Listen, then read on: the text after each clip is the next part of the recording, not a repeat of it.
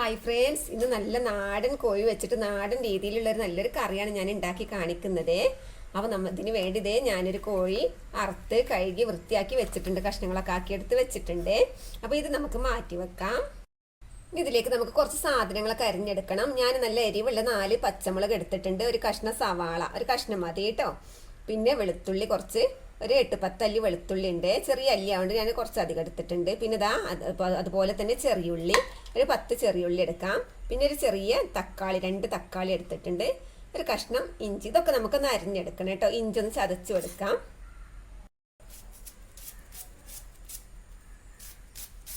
നമ്മൾ പണ്ട് കാലത്തൊക്കെ നമ്മൾ ഉണ്ടാക്കിയിരുന്ന ഒരു രീതിയിലുള്ള ഒരു കറിയാണ് ഞാൻ ഉണ്ടാക്കി കാണിക്കുന്നത്.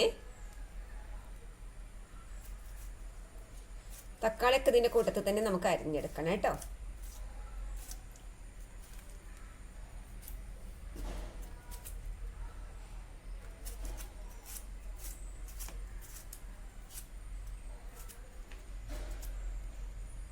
അപ്പം ഞാൻ വെളുത്തുള്ളി പിന്നെ ചതക്കൊന്നും അരിയൊന്നുമില്ല, ഇതിങ്ങനെ തന്നെ വെന്ത് കിട്ടിയോളൂ കേട്ടോ. നമുക്ക് ഈ ഇഞ്ചി ഒന്ന് ഇനി ചതച്ചെടുക്കണേ.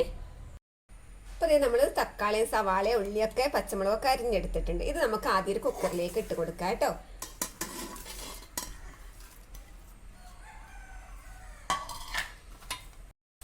നമുക്കിതിലേക്ക് കഴുകി വൃത്തിയാക്കി വെച്ച ചിക്കൻ ഇട്ട് കൊടുക്കാം. നാടൻ കോഴിയാകുമ്പോൾ അത്യാവശ്യം വേവ് ഉണ്ടാവും, അതുകൊണ്ട് നമ്മൾ ഈ ഉള്ളിൻ്റെ കൂട്ടത്തിൽ തന്നെ നമ്മൾ ഇട്ട് കൊടുക്കേണ്ടത് കേട്ടോ.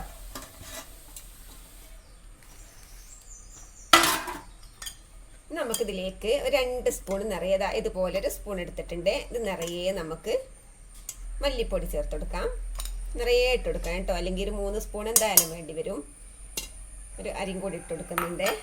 നമുക്കൊരു അളവിനനുസരിച്ചാണല്ലോ, സാധനത്തിനനുസരിച്ച് നമ്മൾ മല്ലിയൊക്കെ ഇട്ട് കൊടുക്കുക കേട്ടോ.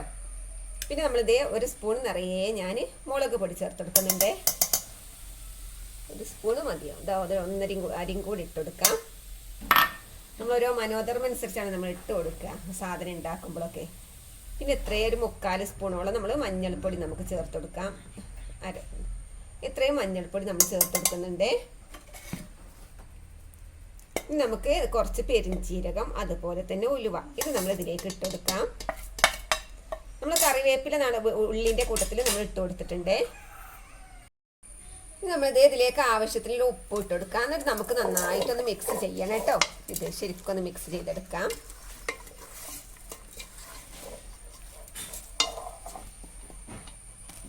നമ്മളിത് ആവശ്യത്തിന് ഇതിലേക്കുള്ള വെള്ളം നമുക്ക് ഒഴിച്ചെടുക്കാം കേട്ടോ.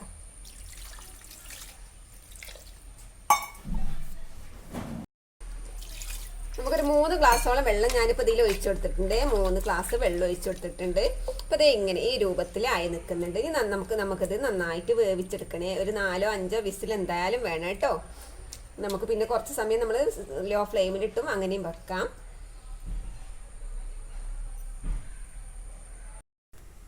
നമ്മളിത് തേങ്ങ വറുത്തരച്ചിട്ടാണ് ഉണ്ടാക്കുന്നത്. അപ്പോൾ ഇതേ ഞാൻ ചെറിയൊരു മുറി തേങ്ങ നമുക്ക് ചിരകിയെടുക്കാം കേട്ടോ.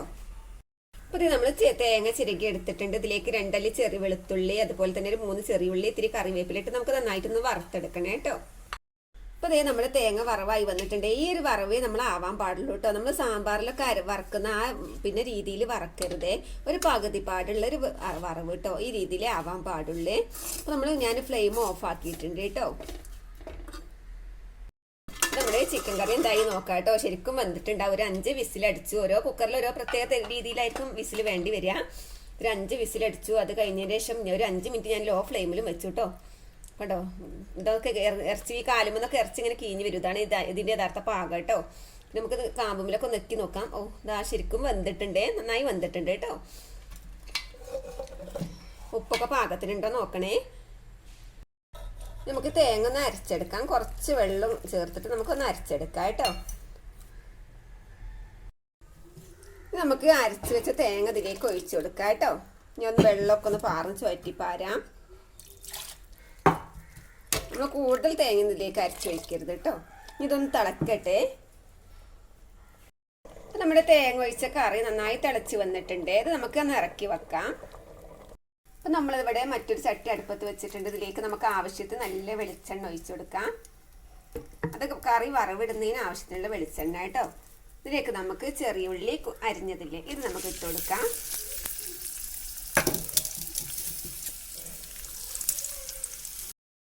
ഒന്ന് നമുക്ക് മൂപ്പിച്ചെടുക്കണേ.